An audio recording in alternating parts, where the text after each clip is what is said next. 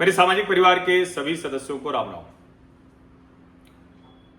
एक सामान्य सी बात जिसको दिल्ली से गुजरते हुए हर किसी को समझ में आता है, वो बात पहले के जो लोग थे उनको क्यों नहीं समझ में आई। पहले के गृह मंत्री को, पहले के मुख्यमंत्री को, मतलब इतनी सामान्य सी बात थी वो।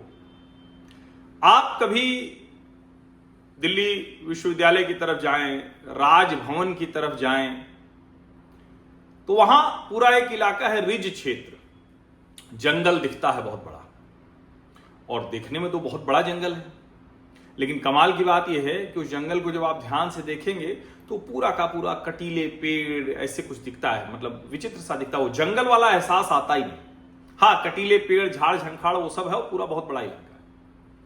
अब कल देश के गृह मंत्री अमित शाह ने वहां पेड़ लगाया। वो अभियान आप जानते हैं, प्रधानमंत्री नरेंद्र मोदी ने शुरू किया था, एक पेड़ मां के नाम। अब वो वार्षिक एक उत्सव है और अच्छा है, इसमें तो कोई बुराई है नहीं। ये कौन सी गलत चीज है भाई, एक पेड़ मां के नाम हर कोई लगाना चाहता है।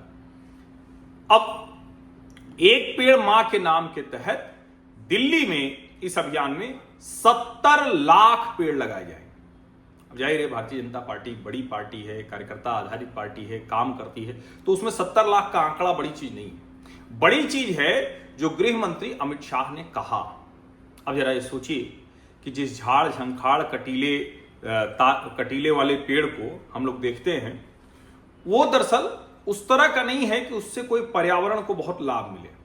अब ये देखिए, अमित शाह ने कहा है कि दिल्ली को प्रदूषण मुक्त बनाने के लिए दिल्ली रिज को देशी प्रजातियों के वृक्षों से हरा भरा किया जा रहा है।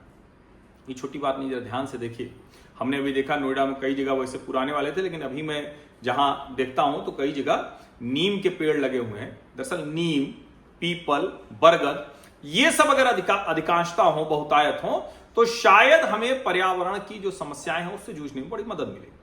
अब ये अमित शाह कह रहे हैं कि आने वाले 4 वर्षों में दिल्ली रिज वन क्षेत्र में 1 करोड़ से अधिक वृक्ष लगाकर इसे दिल्ली का फेफड़ा बनाया जाएगा। अब ये फेफड़ा कैसे बनेगा, तो इसके लिए बाकायदा उन्होंने ये किया, उसका एक विवरण दिया है जो हरित फेफड़ा बनाने का है। तो ये है क्या, दरअसल यहां 8 थीम आधारित वन बनाए जाएंगे, वन क्षेत्र। अभी 8 थीम आधारित मतलब क्या हुआ, तो जो हमारे वैदिक, जो हमारे जो कहें भारतीय संस्कृति, हिंदू संस्कृति के लिहाज से है, तो अब दिल्ली के रिज क्षेत्र में पंचवटी वन, नक्षत्र वन, बेल वन, ऋतु वन, ऋषि वन, तीर्थंकर वन, वामन वृक्ष वन और पुरानी वाटिका, इन थीम पर यह बनेगा। अब जाहिर है ये बहुत महत्वपूर्ण है, इसको समझिए। अब चूंकि इससे जुड़ी हुई कई चीजें हैं भाई, जो एक और आंकड़ा दिया गृह मंत्री जी ने, मैंने कहा उसको मैं आपको बताऊं कि 1500 मीट्रिक टन गोबर यमुना जी में डालती थी प्रतिदिन। वो केजरीवाल एंड कंपनी कह रहे हैं, मतलब केजरीवाल जी की सरकार के समय। और दिल्ली सरकार क्या कर रही है, एनडीडीबी से समझौता करके उसी गोबर से गैस और प्राकृतिक खाद बनाएगी। 1 किलो गोबर भी यमुना में नहीं जाएगा। अब दिल्ली का रिज एरिया जिस तरह का है, उसमें इसको ठीक करने की जरूरत होनी चाहिए थी। ये क्यों नहीं हो पाया अभी तक, बताइए। और ये जो 70 लाख पौधारोपण अभियान है, तो इसमें जो लगाए जाएंगे उसमें क्या है, ये विदेशी और जहरीले वृक्ष हटाए जाएंगे। वो कटीले बड़े विचित्र से हैं, वहां जाके तो किसी को अच्छा भी न लगे, कोई सुख सुकून न मिले। जैसे आप पेड़ों के बीच में पहुंचते हैं, पर्यावरण अच्छा रहे, हरित में तो आनंद आता है, लेकिन वही है, वहां आपको आनंद नहीं आता। पीपल, बरगद, नीम और जामुन जैसे 100 वर्ष से अधिक आयु वाले देशी वृक्ष लगाए जाएंगे और दिल्ली का इसे हरित फेफड़ा यानी ग्रीन लंग्स बनाया जाएगा। और वो मैंने आपको बताया ये 8 थीम पर रहेगा। अब 70 से अधिक तालाब, जल स्रोत और पुरातात्विक संरचनाएं भी समृद्ध की जाएंगी। और यहां देखिए एक चीज और है कि 300 इलेक्ट्रिक बसों के परिचालन का भी शुभारंभ हुआ है, और भी कई चीजें उन्होंने किया है। लेकिन सवाल सबसे बड़ा वही है कि ये इतने वर्षों से दिल्ली में लोग यहां थे और क्यों इस पर कोई काम नहीं हो सका, क्योंकि ये जो है ये मतलब देखने की बात है ना कि भाई इस काम को तो पहले कर लिया जाना चाहिए था। सवाल ये कि क्यों नहीं हुआ।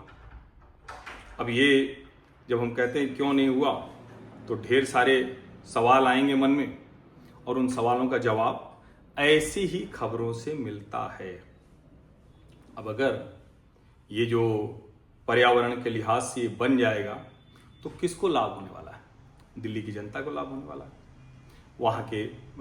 यहाँ के प्रदूषण पर मदद होने वाली है, दूसरी जो चीजें होंगी वो दुरुस्त हो जाएंगी। अब ये काम पहले क्यों नहीं हो सकता था, ये एक बड़ा सवाल है। और मैं तो हमेशा कहता हूं कि बड़ी बड़ी समस्याओं का समाधान बहुत छोटे छोटे कदमों से हो सकता है। ये बड़ी बड़ी समस्याएं लगती हैं बहुत छोटे छोटे कदमों से, ये ऐसे ही कदम है। हम उम्मीद करते हैं कि जो सरकार ये काम कर रही है, ये निरंतरता के साथ जो हो रहा है वो इसी निरंतरता के साथ, इसी स्केल स्पीड के साथ होगा, और इसमें हम सबको सहभागी बनना चाहिए। ये इससे बढ़िया क्या होगा।